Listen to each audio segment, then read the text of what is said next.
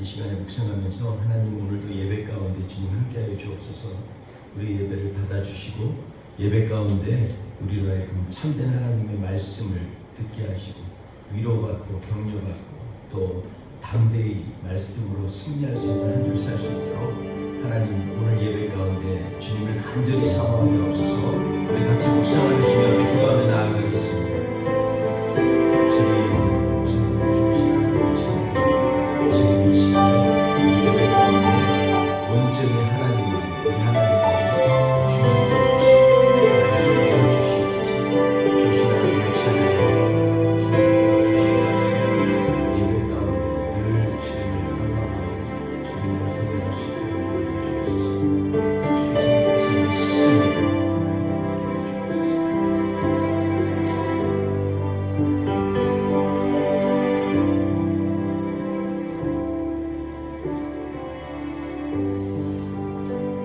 다 같이 일어나서 서로 문안하며 인사하겠습니다. 이 시간에 하나님의 사랑으로 우리가 같이 주님 앞에 나아가면서 서로 주의 사랑을 축복합니다. 환영합니다. 우리 같이 주님 앞에 찬양하며 나아갑시다. 당신 하나님의 언약 안에 있는 축복입니다. 당신이 하나님의 언약 안에 있는 축복의 도로 당신을 통하여서 열방이 주께 돌아오게 되리. 한 번 더 찬양합시다. 당신은 하나님의 언약 안에 있는 축복의 도로 당신을 통하여서 열방이 주께 예배하게 되리. 하나님께서 당신을 통해 내 마른 땅에 새불나게 하시길. 가난한 영혼 목마른 영혼 당신을 통해 주 사랑 알길 원하네. 서로 문안 인사까지 주의 이름으로 사랑합니다. 주님이 오늘도 이 시간에 우리를 사랑하십니다. 그리고 주님 앞에 담대하게 힘차게 찬양하면서 우리 주님의 보혈을 찬양하기 원합니다. 이 시간 주님 앞에 힘차게 같이 찬양하며 나아가겠습니다.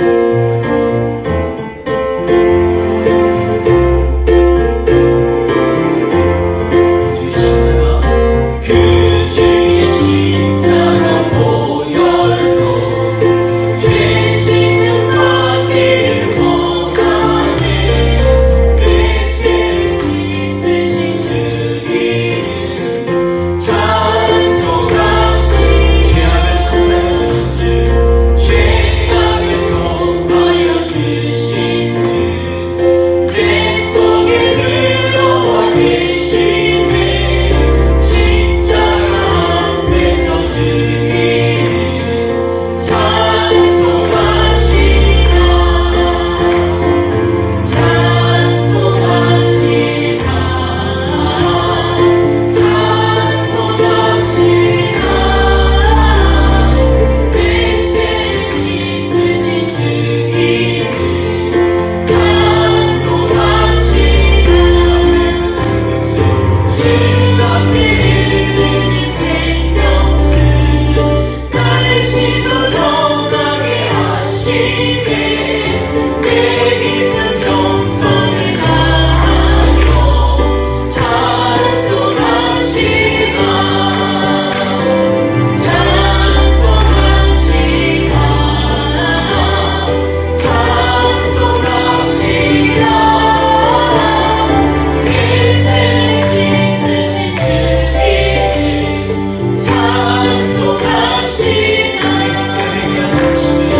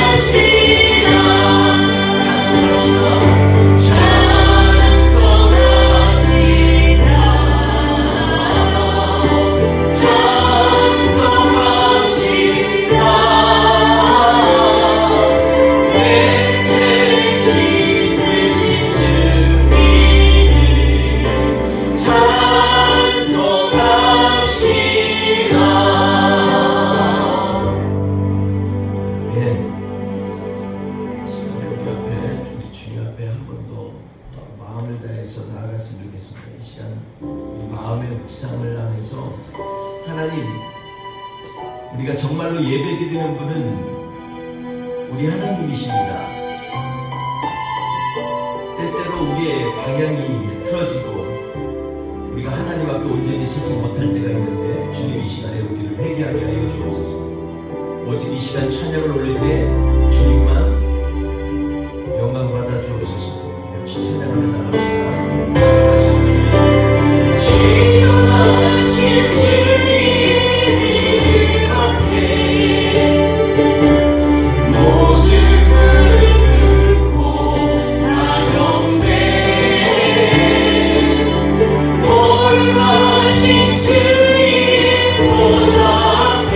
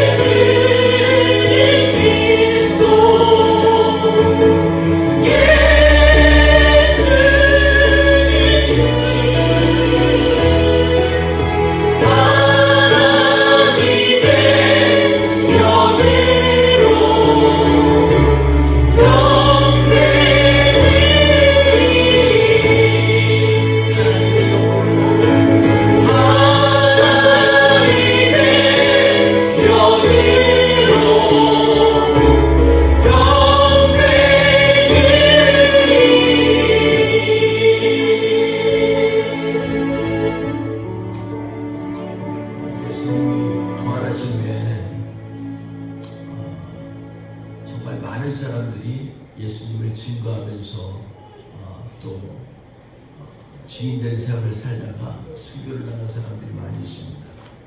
그분들의 한결같은 고백은 바로 예수 그리스도의 보혈을 내가 의지해서 죽은 자 가운데서 다시 살아나셨는데 이것이 아깝지 않다라는 그런 고백을 하고 사자의 발톱 아래 또는 참생을 당하면서 십자가의 책임으로 하나님 앞에 나아간 믿음의 성도들이 있습니다.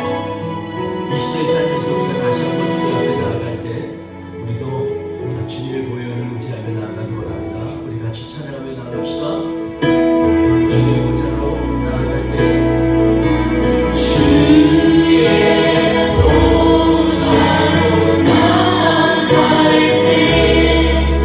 어떻게 나가야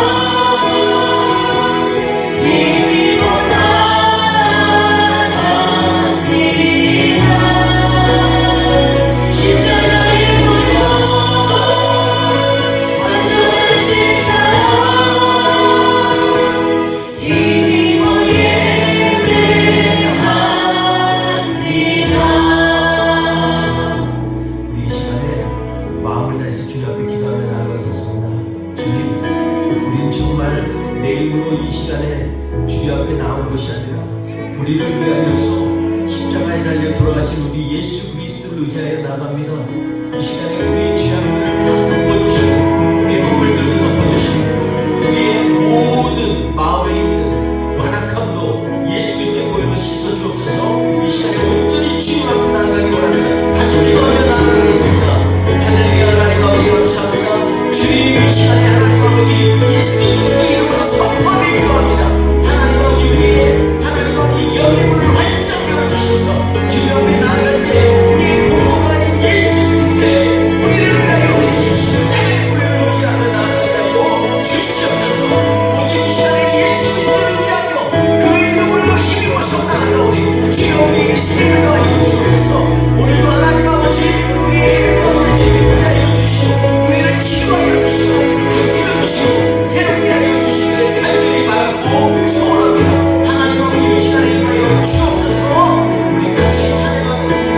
자녀라는 내 이름이 자녀 없는 내 이름이 오직 예수님의 보혈로 자녀 없는 내 이름이 오직 예수님의 보혈로 십자가의 보혈 완전하신 사랑 힘보다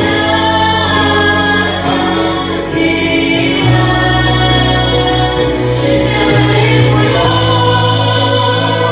완전하신 사랑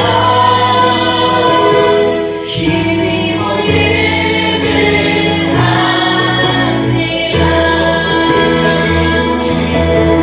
자녀 없는 내 이름이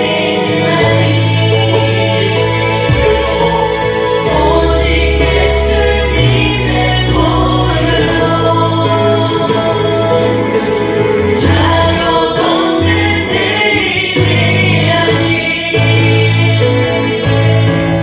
오직 예수님의 보혈로 십자가의 보혈 완전하신 사랑 힘입어 나갑니다.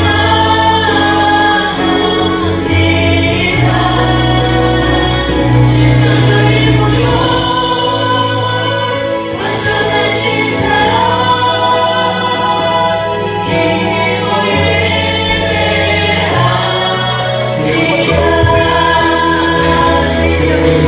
자녀 없는 내 이름이 오직 예수님의 보혈로 자녀 없는 내 이름이 오직 예수님의 보혈로 십자가의 보혈 완전하신 사랑 힘입어 나갑니다. 십자가의 보혈 완전하신 사랑 힘입어 예배합니다. 힘입어 예배합니다. 힘입어서 전심으로 예배합니다. 힘입어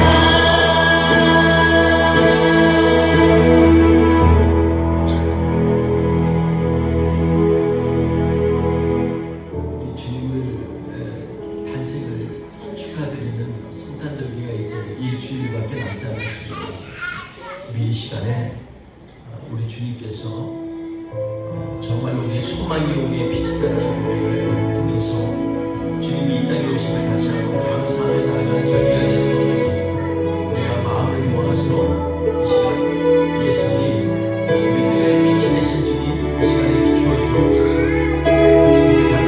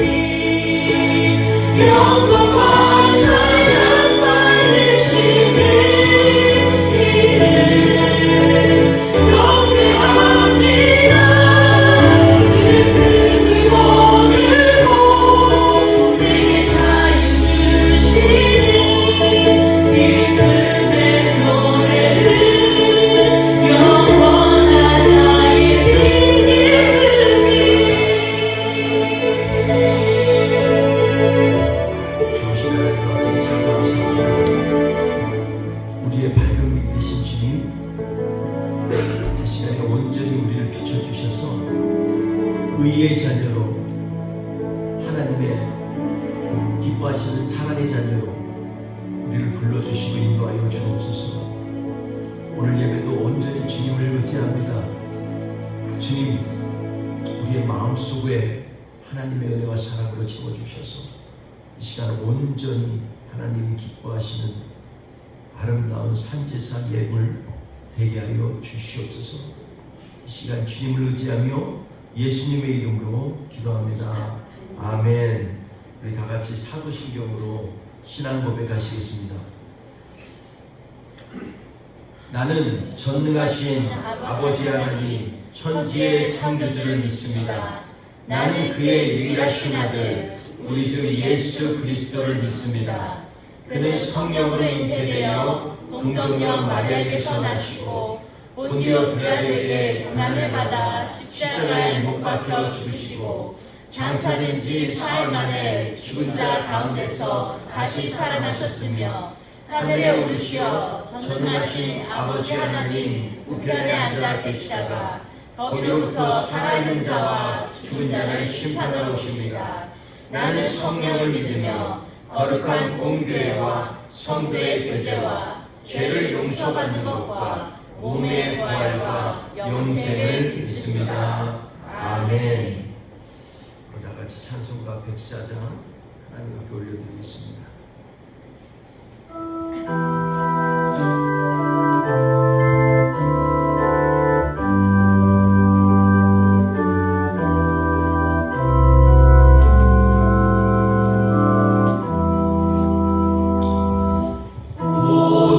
소소리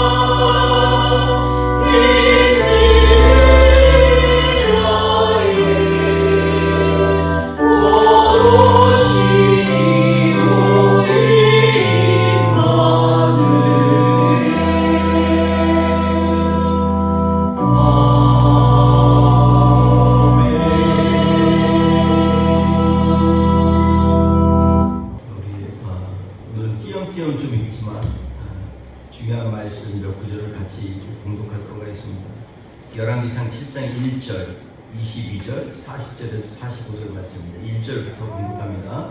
같이 읽겠습니다. 솔로몬이 자기의 왕궁을 30년 동안 건축하여 그 전국을 준공하니라.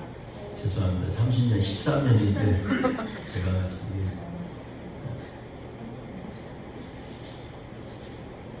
22절 같이 읽겠습니다. 시작. 그 두 기둥 꼭대기에는 백합화 형상이 있더라. 두 기둥의 공사가 끝나니라. 40절에서 45절 같이 읽겠습니다. 시작. 히람이 또 물두멍과 부삭과 대접들을 만들었더라. 이와 같이 히람이 솔로몬 왕을 위하여 여호와의 전에 모든 일을 마쳤으니 그 기둥들과 그 기둥 꼭대기에 공 같은 머리들과 또 그 기둥 꼭대기에 공 같은 머리를 가리는 그물들과 또 그 그물들을 위하여 만든 바 매 그물에 두 줄씩으로 기둥 위에 공 같은 두 머리를 가리게 한 석류 400개와 또 10개의 받침수레와 받침수레 위에 10개의 물두멍과 한 바다와 그 바다 아래 소 12마리와 솥과 부삭과 대접들이라. 히람이 솔로몬 왕을 위하여 여호와의 성전에 이 모든 그릇을 빛난 놋으로 만드니라. 아멘. 우리 지난주 열왕기 상 6장 말씀에서 사람의 덧셈 하나님의 뺄셈이라는 말씀으로 같이 말씀을 나눴습니다. 열왕기상 6장 말씀 전체를 보면 우리가 지난주에 나눈 것처럼 솔로몬의 성전 건축에 대한 쭉 말씀입니다. 근데 그 가운데 중간에 11절에서 13절 말씀 가운데에서 꼭 하나님께서 하시고자 하는 말씀에 대해서 이 나눈 것에 대해서 나누면서 하나님이 진정으로 원하시는 것은 우리로 하여금 근사한 성전을 짓고 또 우리로 하여금 부유케 하는 그런 멋있는 오케스트라와 여러 가지 악기들과 빛난 것들로 채우는 것을 원하는 것이 아니라 하나님이 전에는 하나님의 약속을 붙들고 사는 하나님의 백성들이 주님을 경외하기를 원하신다라는 것을 우리가 같이 나누었습니다. 그것이 바로 다윗에게 약속한 하나님의 말씀이고, 그리고 홍해를 건너면서 모세와 이스라엘 백성에게 영감으로 더하여 주신 하나님의 언약이십니다. 그래서 하나님은 내가 너희의 처소가 될 것이다 라고 말씀합니다. 그러니 너희도 나의 처소가 되라는 것입니다. 교회의 본질은 여기에서부터 시작됩니다.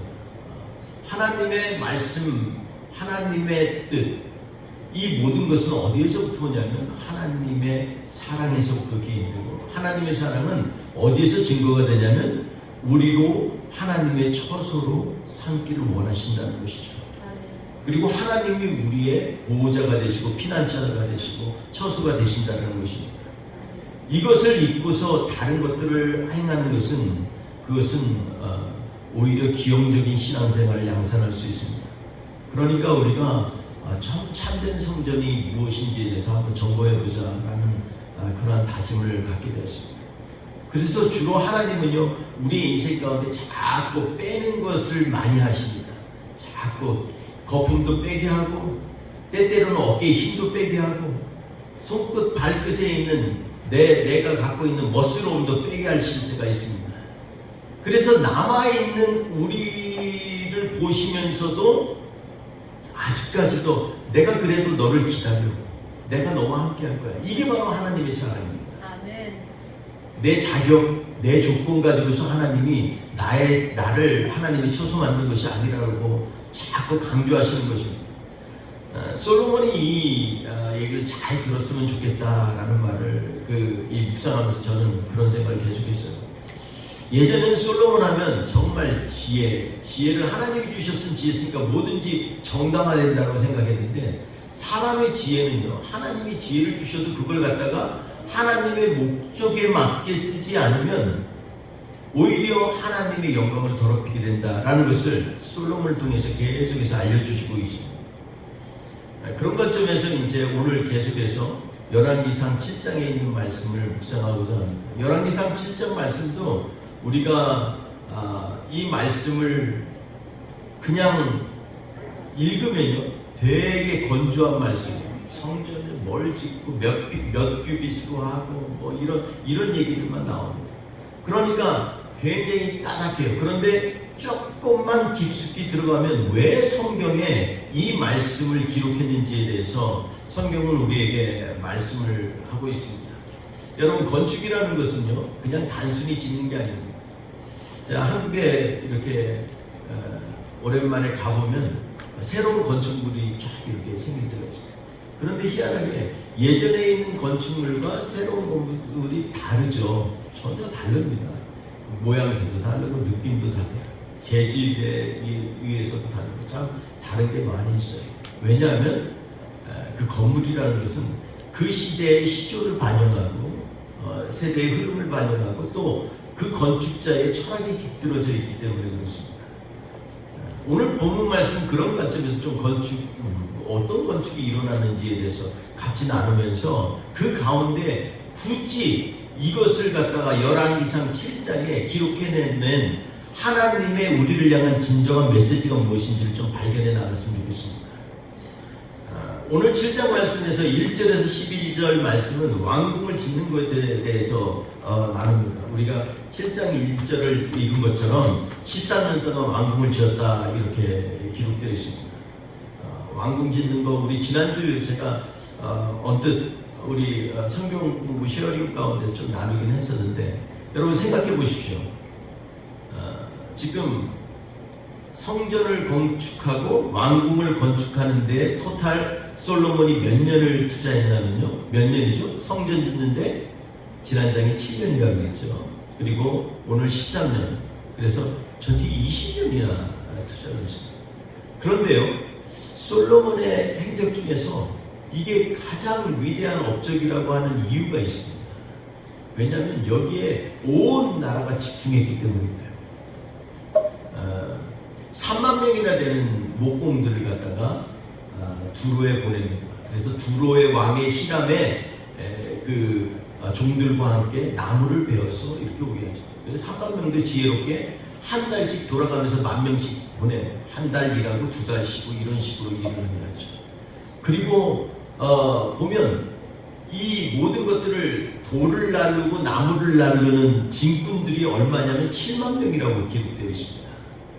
그리고 산에 가서 돌을 가다듬는 사람들이 얼마냐면 8만 명이에요. 여러분 이게요 어마어마하지 않습니까? 그런데 지난장에서 어떤 얘기가 있냐면 이 성전에서 소리가 안 나게 하려고 돌을 갖다가 와서 다듬는 게 아니라 산에서 다듬는다고 했어요. 있는 데서 돌을 뜨는 데서 다듬었다 갔다. 그러니까 요즘처럼 과학이 정밀하게 발달하지 않은데 가서 맞춰보다가 아니면 어떻게 해요? 안 맞으면 거기서 소리 내서 또 다듬으면 안 되잖아요. 그러니까 또 다시 가지고 나가죠. 그런데 적당히 자르고 뭐 이래서 하면 좋은데 그게 아니고 예를 들어서 모양이 다르다 이러면 어떻게 돼요? 이거는 못 쓰는 거잖아요. 다시 그 산 가서 다시 가져와야 되잖아요. 그러니까 석공이 8만 명이라는 게 이해가 되는 거죠. 그리고 지금 예루살렘에 가면 통곡의 벽이 하나 남아 있어요. 근데 그건요 성전의 벽이 아니고 성전의 토대가 되는 토담을 쌓은 한쪽 벽입니다.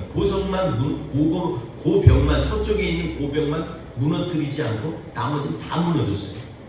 그러니까 이건 성전 벽이 아니고 예루살렘에 통곡의 벽이라고 있는데 정말 거기에 그냥 사람들이 모여가지고 안타까워하고 울고 기도하고 거기다가 쪽지도 집어넣고 하나님 앞에 기도하고 이런 사람 참 줄이 서 있습니다. 매번 거의 뭐 아침 새벽부터 밤늦게까지 그러는 것 같아요. 그런데 토대가 되는 밑에 땅을 움직이지 못한 토담을 만드는 벽만 있지 아무것도 돌 위에 돌이 남아있지 않습니다. 그러니까 그 토담까지 만들고 이렇게 평평하게 하려면 얼마나 많은 돈이 필요했겠냐고요. 그리고 오늘 읽은 것처럼 1절에서 12절 말씀 가운데 왕궁을 짓는데 왕궁이 어떻게 됐죠? 왕궁에 대신들이 모이고 우리나라에 가면 대전 옛날 우리나라 뭐 대전 이런 데 있잖아요. 신하들이 다 모여서 쫙 도열하고 왕은 높은 데에 앉아서 뭐 이런데 그게 사이즈가 보니까 이 길이가 100규빗, 가로가 50규빗이니까 25m, 50m 정도 돼요. 대략적으로. 그렇게 되는 궁전이 있어요. 그리고 그 뒤에 뭐가 있냐면 심판하는 이 소위 말하는 이 법정이 있는데 법정은 요거 반만해요. 그래서 한 13m, 25m 되는. 근데 놀라운 건 그 옆에 또 하나의 궁전이 있는데 거기는 뭐냐면 솔로몬이 지내는 궁전이고, 그리고 또 하나가 있어요. 거기에 뭐가 있냐면 바로의 딸. 실제로 보면 우리가 지난번에도 우리가 나눴던 것처럼 솔로몬이 통치하고서 첫 번째로 정략적으로 결혼하고 가장 중요시 여겼던 아내 바로의 딸, 애굽의 공주의 저소가 거기에 있어요. 여러분, 이 모든 건축의 구조를 보면요, 그 시대의 정치를 이해할 수가 있겠죠. 그죠? 그만큼 솔로몬에게 있어서는 애굽을 굉장히 의존했다는 겁니다. 솔로몬에게 첩과 후궁과 첩이 몇 명이 있었다고요? 후궁이 700명, 첩이 300명. 완전 정치적이죠. 근데 그 많은 사람들이 어디 있겠어요? 또 다른 데 주변에 다 있었겠죠. 자기 처소들이. 그러니 얼마나 시기와 질투가 많고 뭐 여러 가지 정치적인 문제들이 많았겠어요. 그런데도 불구하고 그 가운데 애굽의 공주의 처소만 솔로몬 궁 바로 옆에 있었다는 거예요. 이거는 정치적인 흐름을 보여주고 그 시대에 갖고 있는 그런 문화적인 것들을 우리가 볼 수가 있습니다. 어디에 많이 의존하고 있는가? 마치 우리나라가 지금은 K, 한류 뭐 이래가지고 우리나라가 문화에 굉장히 앞서서 이끌지만 한때는 우리가 일본의 그 문화에 종속될 때가 있었고요. 또 한때로는 유럽의 문화에 종속될 때가 있었어요. 유럽하면 다 선망하고 미국 하면 아메리카 드림 다 선망하고, 한때는 일본의 애니메이션, 또 일본에 있는 여러 가지 갖고 있었던 그런 그런 대중매체 이런 것들에 휩싸이고 이럴 때가 있었어요. 솔로몬 때에도 바로 애굽의 문화 가운데 종속되어 있다는 그런 관점들을 보게 됩니다. 그리고 그 옆에 큰 뜰을 지나서 바로 하나님의 성전이 있어요. 이 전체가 20년이 걸린 겁니다. 그런데 오늘 말씀에 12절까지는 왕궁 짓기를 얘기를 했는데 13절부터 51절까지는 뭐에 대해서 얘기하냐면 성전에 대해서, 건축에 대해서 얘기합니다. 지난 장에서는 성전의 내부가 어떻게 규격이 몇 사이즈고 어떻게 놓여있고 이런 걸 얘기했다면 오늘 13절에서 22절엔 유난히 기둥 2개에 대해서 얘기를 하고 있어요. 근데 누가 만들었냐면 히람이라고 하는 사람이 만들었어요.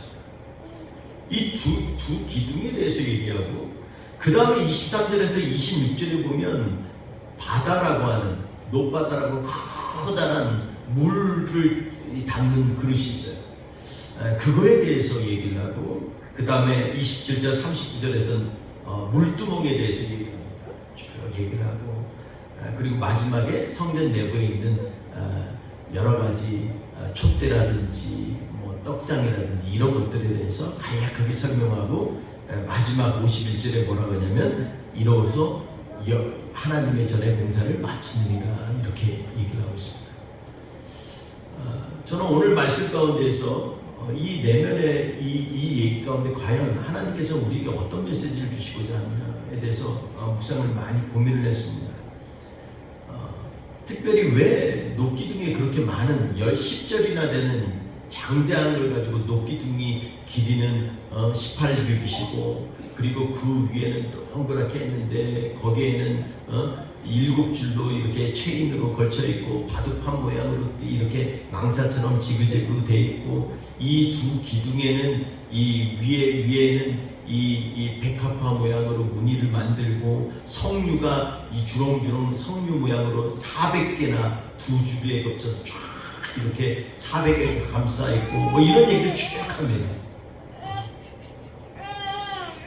그리고 23, 26절에서 노바다에 대해서 얘기하죠. 이 노바다라고 얘기하는, 바다라는 것을 말하는 큰 그릇을 얘기하는 건데, 이것에 얼마나 크냐면 이게 200바트가 되는 물을 1바시면 22.2리터니까 2000바시면은 몇이냐면 한 45톤 정도 되는 물이 들어갑니다. 그래서 이 바다라고 하는 데에 있는 이 물로는 제사장들이 성전에 들어가기 전에 또 제사를 드리고 나서 이 피가 묻거나 이러면 몸을 씻고 옷을 씻고 이러한 일을 하게 됩니다. 그리고 물두멍이 좌우로 5개씩 있다고 그랬는데 한 물두멍이 40바씩 이렇게 물이 들어간다고 얘기를 하고 있어요. 그것만 해도 거의 1톤에 다가온 물이 쫙 있는 거예요. 그것은 뭐냐면 거기에 하나님 앞에 제물을 드리는 제물을 싣고 그 다음에 그릇들을 닦고 이러는 데 쓰는 것입니다. 여러분, 이게 뭐가 중요하길래 이렇게 줄줄이 얘기를 하고 있을까요? 근데 특징이 하나 있어요. 13절에서 47절까지 있는 모든 말씀의 공통적인 건 뭐냐면 히람이라는 사람이 들어가요. 히람은 누구냐면 그에 대해서 설명을 한 거에 대해서 한번 읽어볼까요? 한 절만 우리가 보겠습니다. 13절에 보면 솔로몬 왕이 사람을 보내어 히람을 두로에서 데려오니 14절 그는 납달리 지파의 과부의 아들이요 그의 아버지는 두로 사람이라 이렇게 얘기합니다. 노스의 대장장이라 이렇게 얘기하고 있습니다. 그리고 그 히람은 모든 논일에 지혜와 총명과 재능과 구비한 자더니 솔로몬 왕에게 와서 그 모든 공사를 하니라 이렇게 얘기합니다. 그러니까 히람이라는 사람은 납달리 지파 과부의 아들이에요. 그리고 그의 아버지는 두로 사람입니다. 그러니까 정식으로 이스라엘의 12지파 사람도 아니에요. 엄마만 납달리 사람이지 아버지는 두로 사람이에요. 근데 이 사람을 통해서 이렇게 이 모든 놋으로 만든 것들을 다 이렇게 준비한 것입니다.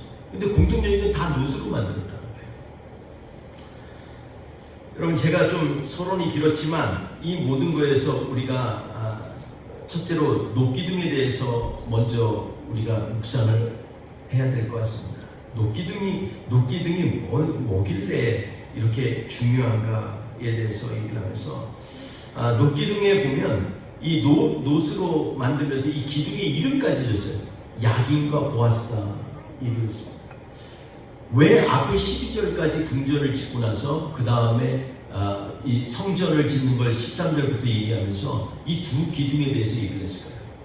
12절 동안에 그 어마어마한 그러한 공사들을 다 해놓고서 솔로몬이 13년을 일을 하는데 그거에 대해서 간접적으로 지금 성경 저자는 얘기하고 있는 것입니다. 그렇게 했지만 결국은 하나님의 전 앞에 놋기둥을 세우면서 그거에 대해서 봐라 하면서 이 얘기를 하고 있습니다. 이 놋기둥이 교묘하게 솔로몬 궁전을 마주보면서 이렇게 쫙 두 기둥이 서 있어요. 근데 이 기둥의 이름이 뭐예요? 야긴과 보아스라고 했어요. 뭔 기둥의 이름을 세요? 그렇지 않아요? 그런데 이름이 야긴, 보아스 이렇게 했습니다. 야긴이란 말은 그가 지었다라는 he builds up 이라는 뜻입니다. 그리고 보아스라는 말은 뭐냐면 he has power. 그분으로부터 능력이 나온다라는 것입니다. 솔로몬이 아무리 정치적으로 철학적으로 세대의 흐름을 잘 가지고서 정말 아슬아슬하게 줄타기를 하면서 하나님을 경외한다고 하지만 그렇게 하다가는 결국은 사람들은요 정말 잘못된 길로 갈 때가 많아요.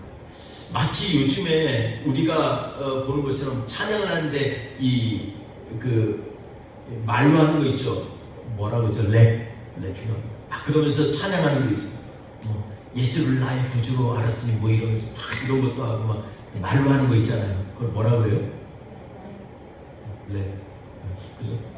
그게 나쁘다는 게 아니에요. 근데 중요한 건 뭐냐면 아슬아슬한 줄타기입니다. 마치 솔로몬이 지금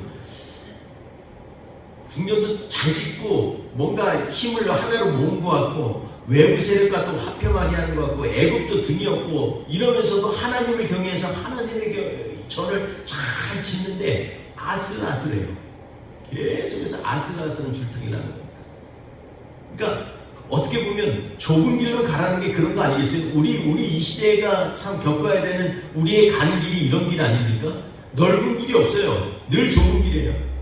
어떻게 하면 사회생활도 잘하고 신앙생활도 잘할까? 어떻게 하면 좋은 아빠로 남으면서도 교회에서 멋진 리더로 남을까? 뭐 이런 거.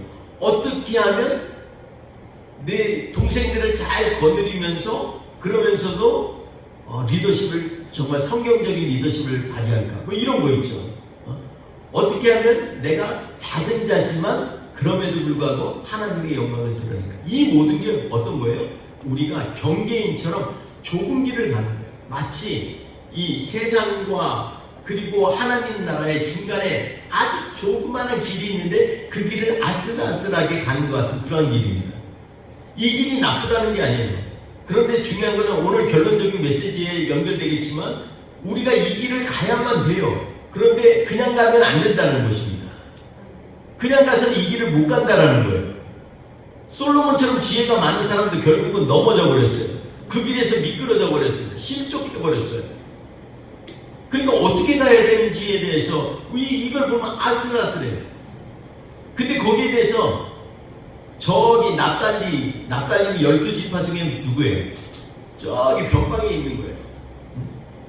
이 지역으로 보면 비옥한 토지지만 이 갈릴리 호수의 서쪽에 있는 땅에 위치한 곳이 납달리에게 허락한 땅입니다.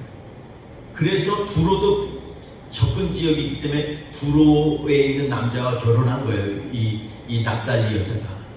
거기서 나온 자녀가 바로 히람이에요. 아슬아슬한 신앙을 지키고 산다는 거 세상에서 진짜 생각보다 쉽지 않습니다. 교회 와서 우리가 예수의 이름으로 승리합니다. 승리할 겁니다. 얘기하지만 실제로 나아가서요. 허당일 경우가 얼마나 많은지 몰라요. 안 해보면 모르는 것입니다. 여러분 그런데 이 야긴과 보아스라는 이름을 지면서 히람이요. 이게 누가 졌을까요? 솔로몬이 졌을 수도 있고 또 야긴이 추천했을 수도 있고 뭐 누가 졌을지는 몰라요. 그런데 중요한 건 뭐냐면 두 기둥을 이름을 그렇게 불렀다라는 거예요. 아마도 솔로몬이 좀 가슴에 찔렸지 않나 하는 생각이 들어요. 그가 지으신다. 그에게 힘이 있다. 그러면서도 입으로는 그렇게 고백하는데 실제로는 늘 자기의 갖고 있었던 정치적인 그런 것에 있어서 늘 자기의 아이덴티티를 잘 발견하지 못하는 그러한 인생을 살고 있지 않나 하는 생각이 듭니다. 우리가 두 번째로 이 녹기둥의 중요한 것은요. 녹기둥을 지면서 백합화를 쫙 그 위에다가 해서 여러분 백합화가 우리가 알죠? 우리 찬양에 가시밭에 백합화 예수 향기 날리니 할렐루야 아멘 이런 찬양이 있어요. 여러분 옛날 어른들이 즐기면 아가서 2장 1절 2절에 있는 말씀입니다. 거기에는 나는 샤론의 장미요 골짜기의 백합화로다 이렇게 고백합니다. 그걸 가지고서 우리가 성경 해석을 하면서 우리 예수님이 샤론의 장미요 백합화다 이렇게 얘기를 합니다. 내 사랑은 가시나무 가운데 있는 백합화로다 이렇게 2절에도 얘기를 합니다.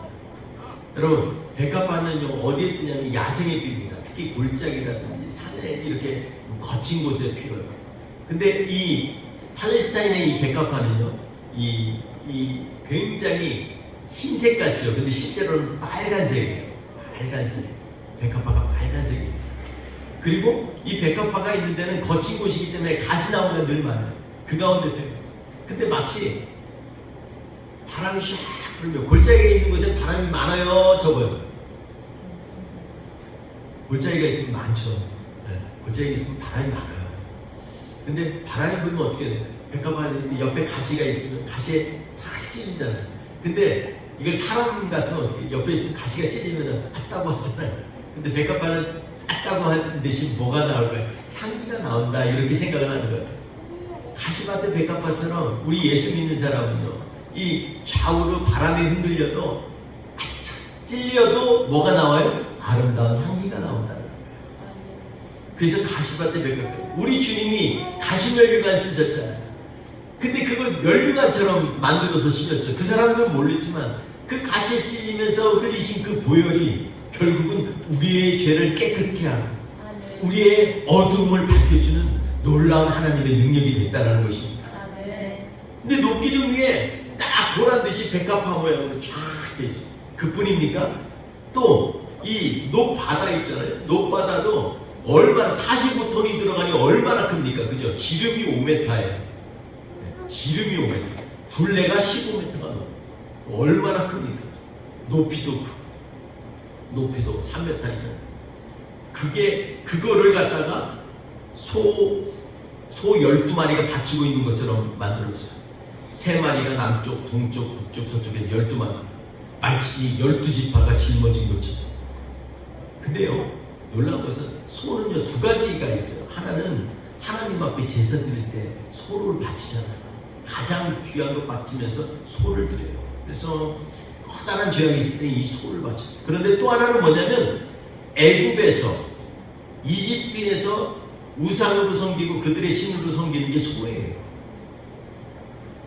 그래서 출애굽해가지고 시내산에 올라갔을 때 사람들이 신을 만들어라니까 아론이 만든 게 뭐예요? 금송아지잖아요.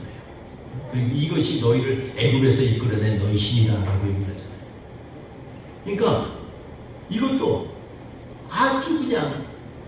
아주 이게 이 좁은 길을 가는 거예요. 지금 애매한 거예요. 자칫하면 넘어지는 거예요. 조금만 하면 이게 니네 신이라고 말할 수 있는 그런 함정에 빠질 수가 있어요. 우리도 인생 살다 보면 그럴 수 있잖아요. 살다 보면 조금만 정말 조금만 잘못 방심하면 그냥 나도 모르게 실수가 되어 있어요. 교회 공동체도 은혜 받을 땐 굉장히 강해 보이죠. 근데요, 조금 번아웃 되기 시작하면 교회처럼 약한 공동체가 없어요. 그러니까 늘 어떻게 해야 되냐면 좁은 길 가는 것처럼 늘 깨어 있어야 돼요. 오직 누구만 봐야 돼요? 주님만 바라봐야 돼요. 아멘. 사람 의지하면 그때부터 안 되는 거예요. 주님만 바라봐야 돼요. 아멘. 여러분, 저는 오늘 이 말씀 가운데에서 우리가 이 녹기둥을 보면서 하나님이 일하신다는 걸 갖다가 지금 간접적으로 사람들에게 알려주고자 하는 저자의 의도가 보입니다. 두 번째로 우리가 보면 이 히람이라는 사람을 좀 주목해 볼 필요가 있어요. 히람이라는 사람을 주목해 봐야 돼. 히람은 어떤 사람이냐 하면 이 히람은요, 먼저 대담한 사람입니다. 지금 두로에 살던 사람이에요. 근데 두로 왕의 이름이 누구예요? 히람이에요.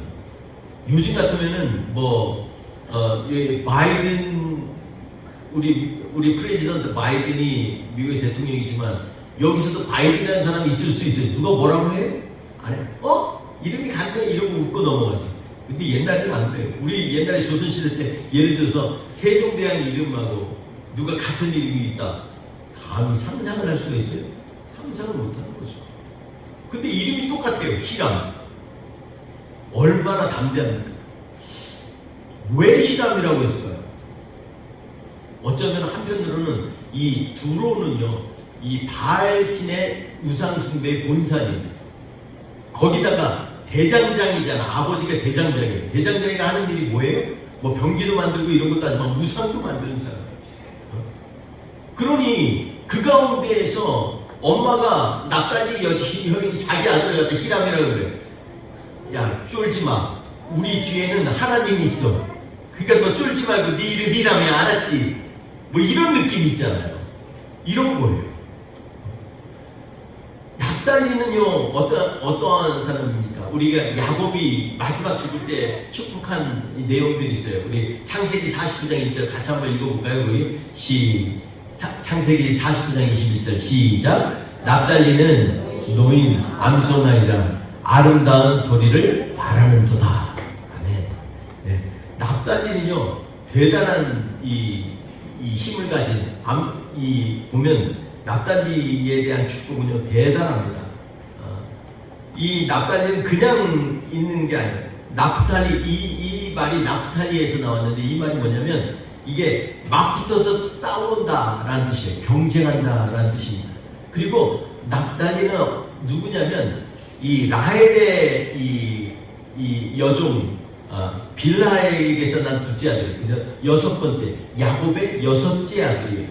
그러니 얼마나 태어나면서 치열해. 12 중에 가운데, 얼마나 가운데 토막. 셋 중에 가운데 토막도 있는데 12 중에 가운데 토막이라고 한번 생각해보세요. 얼마나 앞뒤 눈치를 보고 경쟁해야 살아남겠어요. 이런 사람이 있어요. 그랬어도 아마도 그런 지파이기 때문에 가나안 땅에 가서 재빨리 딱 눈치 보고서 가장 좋은 땅 이렇게 가진 거 아닌가 이런 생각도 들어요. 근데 이러한 이 배경도 있지만 한편으로는 우리가 사사기를 보면요, 납달리는요 기드온을 도와가지고 미디안을 물리친 그런 강력한 그런 종족입니다. 또 우리가 잘 아는 여자 사사 드보라 시야에서요 가나안인들을 진멸시키는데 앞장선 선봉대가 누구냐면 이 납달리 지파예요.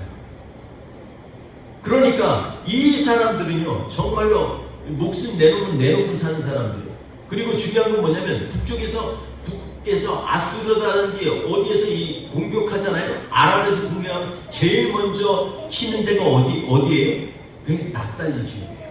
가장 비옥하기도 하고 이 지역이 가장 옆에 있기 때문에. 그래서 위에서 이스라엘을 막아줬던 지파가 바로 납달리입니다. 보이지 않는 지파예요.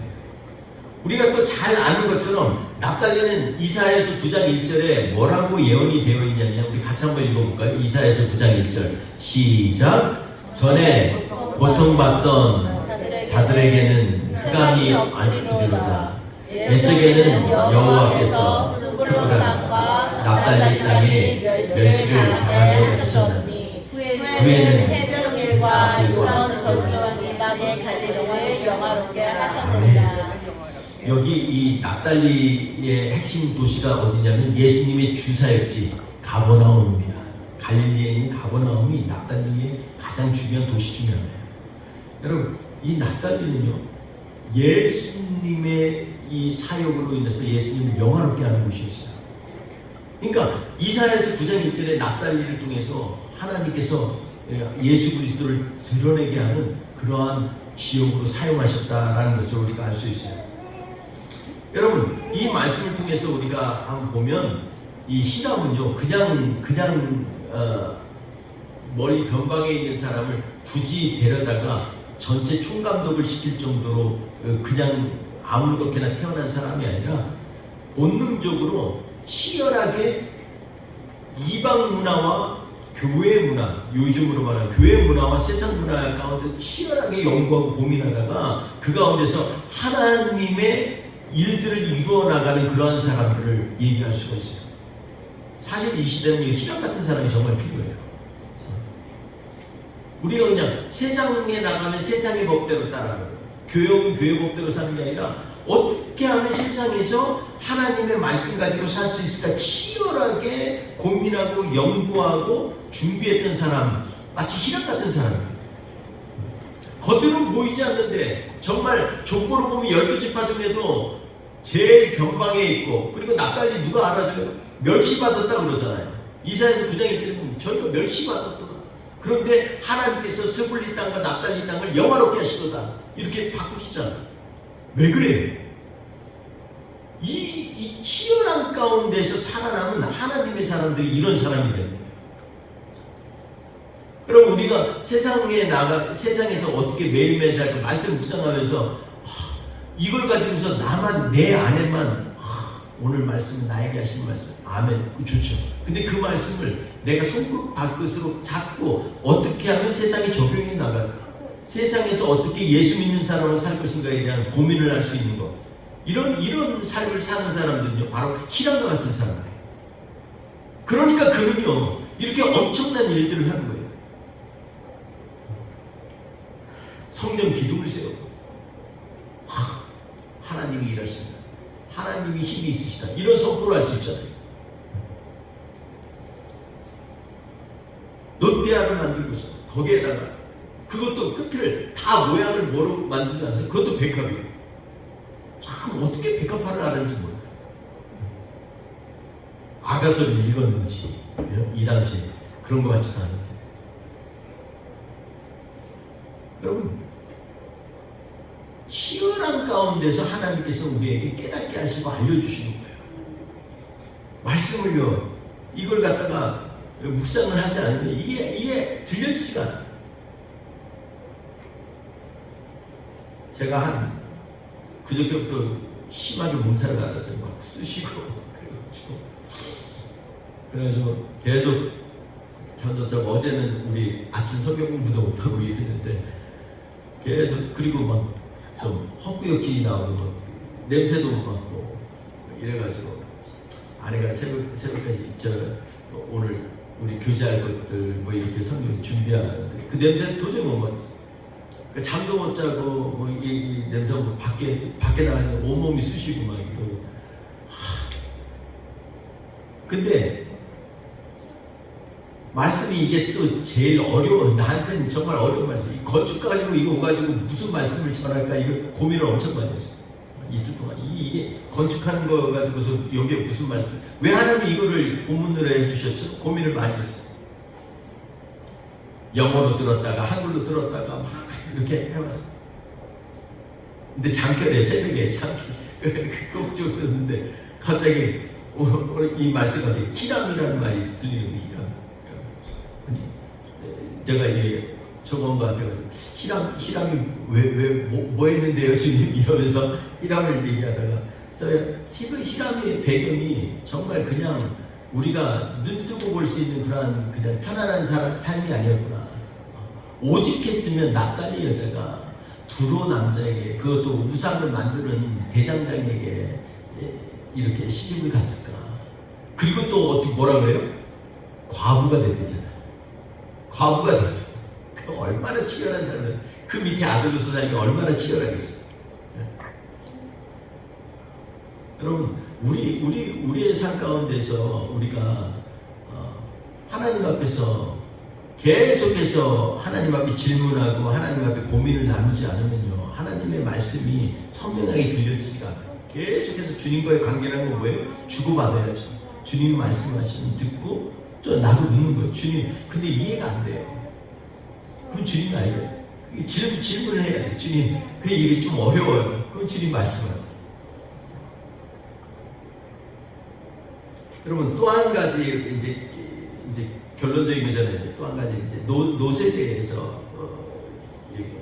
오늘 말씀 가운데서 히람이 한 것 중에 핵심이 자꾸 노시라는 맛이 나요. 전부가 다 노시예요. 13절 이후로는 노세에 대해서 48절 이전까지 31절을 노스로만 얘기를 해요. 녹기둥 만들고 물두멍 만들고 노스로 된 노스로 된 소들 만들고 그 위에 바다 만들고 그리고 그 부직갱이 뭐 이런 것도 다 노스로 만들고 그걸 누가 해서 히람이 있는데 이게 다 노시예요. 여러분, 노하면 우리가 생각나는 게 있죠. 민수기서 21장에 보면 거기에 보면 이스라엘 백성이 원망해가지고 이 광야에서 원망해가지고요 막 하나님 앞에 따지고 이럴 때 하나님이 뭐를 보냈냐면 불뱀을 보내셨어요. 그 불뱀이 어마어마하게 물렸어요. 여러분, 한두 명이 뱀에게 물리는 건 좋죠. 뱀이라는 게 원래 습성이에요. 사람이 많으면 잘 안 가요. 근데 하나님이 일하시면 왕창 떼거지로 가는 거예요. 그러니까 한 200만 된다고 우리가 보통 얘기하잖아요. 광야에. 근데 200만 명이 그냥 한 수십만 명이 물린 것 같아요. 그러니 뱀이 얼마나 많겠어요? 뱀이 한두 마리겠어요? 적어도 50만 마리, 100만 마리는 왔지 않겠어요? 이거는 하나님의 기적 아니겠어요? 한 번에 불뱀에 그렇게 물렸으니까. 근데 불뱀이 엄청난 맹독을 가지고 있기 때문에 물리면 죽이게 되는 거예요. 그래서 백성들이 하나님을 회개하면서 모세한테 그랬어요. 제발 좀 살려달라. 우리 죽게 생겼다. 하나님께서 모세에게 뭐라 하냐면 너 노스로 뱀을 만들어라. 그래서 그걸 들고 장대를 들고 그들 앞에 지나가라. 그거를 보는 자마다 살리라. 이렇게 말씀했어요. 그래서 민수기서에 보면 그것을 이 얘기를 하고 모세가 나가면서 누구든지 이것을 보는 자마다 살 것이다. 이 노뱀을 봐라라고 외쳤을 때 그것을 본 자마다 살았다라고 얘기했습니다. 그럼 안 본 자는 죽었죠. 네.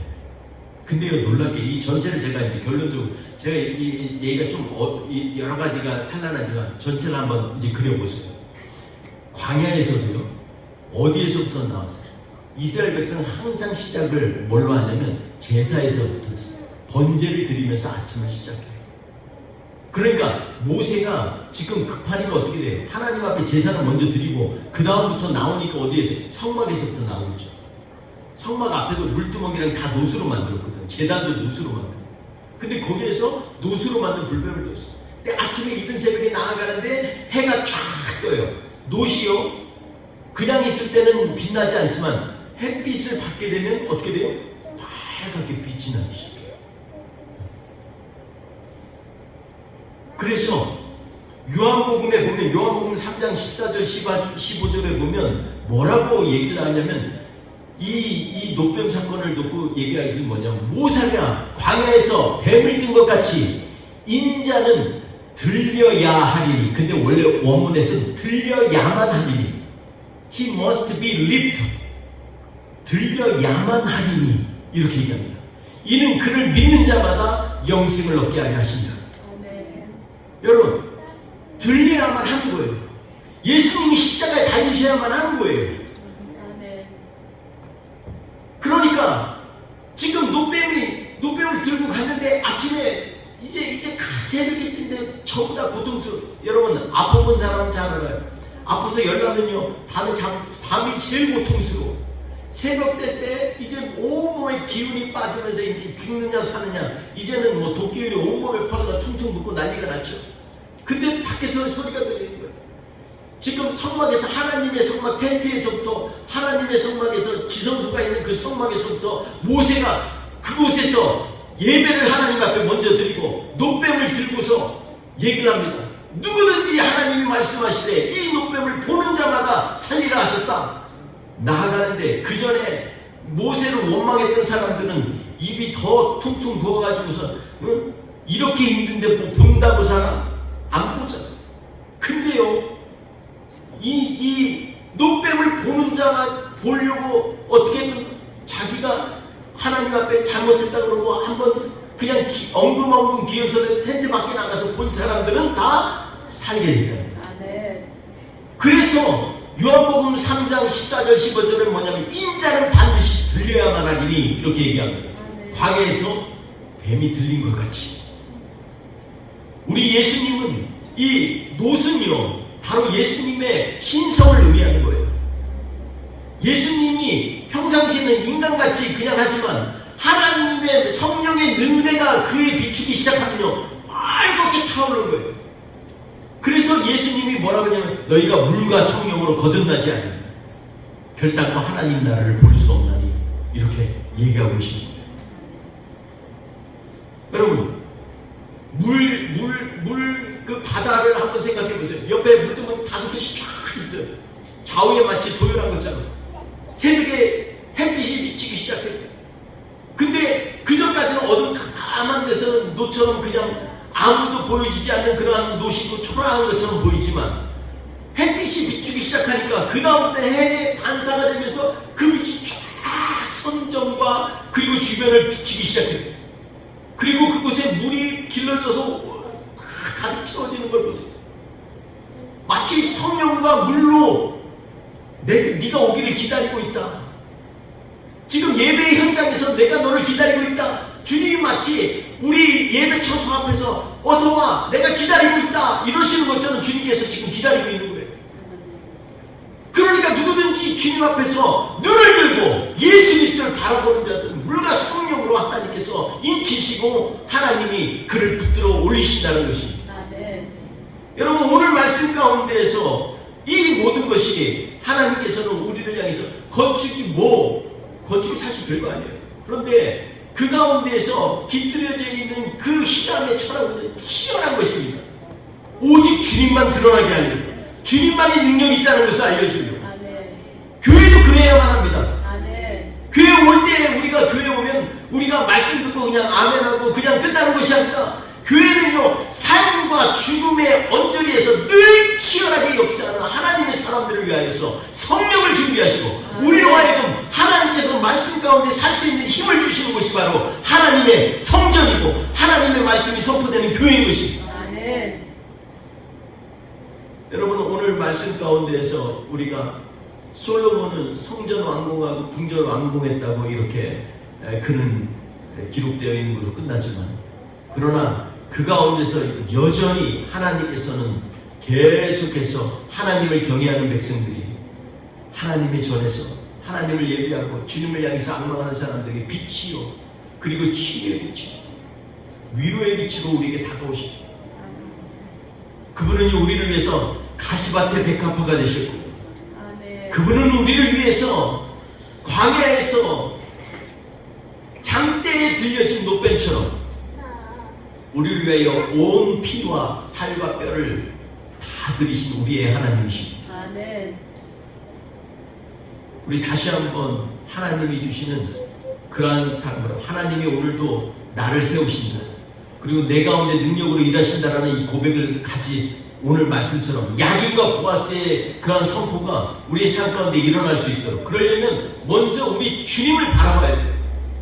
그냥 바라보는 것이 아니라 모든 삶 가운데 숨어있는 나의 환경과 모든 일터 가운데, 모든 내 생활 가운데 하나님이 주시는 말씀이 오늘도 내 삶 가운데 역사하도록 희랑처럼 고민하고 치열하게 싸우면서 그 가운데서 하나님이 내 삶 가운데 일하신다는 것을 증거하고 고백하는 사람들을 통해서 하나님은 오늘도 우리를 통하여서 하나님이 일하시고 하나님의 능력을 보이시는 그런 하나님의 백성은 삶을 줄 믿습니다. 우리 그러한 하나님을 믿고 의지하면서 이 한 주 주님 앞에 간절히 나아가길 주의 이름으로 축원드립니다. 우리 같이 기도하겠습니다. 이 시간에 우리 한번 눈을 감고 하나님 앞에 기도할까요?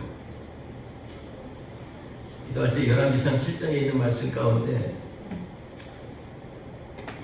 주님, 모든 하나님의 우리를 향한 예배의 자리자리마다 세밀하게 하나님을 보여주셨습니다. 때로는 보잘것없는 노처럼 하나님 예비하고 계시다가, 그리고 사람들이 마냥 지나치는 특별하게 멋지지도 않은 백합화처럼, 들에 핀 백합화처럼, 하나님 두기둥이 세워진 백합화처럼 그렇게 우리를 기다리고 계십니다.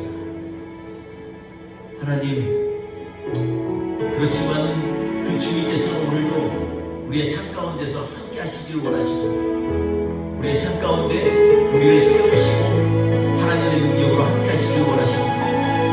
그 하나님 믿고 이번 한 주 승리하겠습니다. 우리 같이 한번 잠시 뜨겁게 주님 앞에 기도합시다. 우리 기도하며 나아갑니다. 할렐루야. 하나님 감사합니다. 하나님 아버지, 여러분 직장에 말씀하시고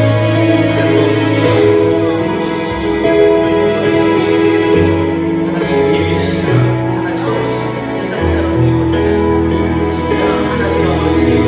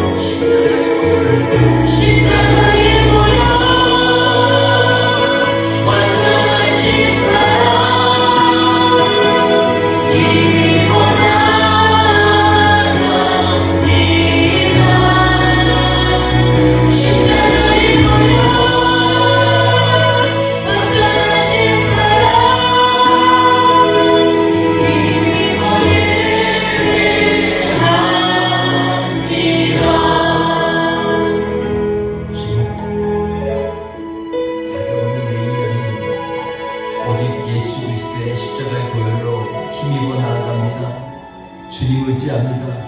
이번 한 주간도 내일이 아닌 주의 능력으로 우리의 입술에 야긴과 보아스의 선포가 일어나게 하여 주옵소서. 주님이 오늘도 우리를 일으키십니다. 우리를 빌드업 하십니다. 주님이 오늘도 우리의 능력이 되십니다. 하나님, 우리가 하나님의 나라의 기둥이 될 수 있도록 주님 붙들어 주시옵소서. 이 한 주간도 오직 주님 붙들고 승리하는 하나님의 백성 되게 하여 주옵소서. 오늘도 정성껏 주님 앞에 나온 기도와 간구와 정성을 주님 기억하여 주시고 하나님 받아 주시옵소서.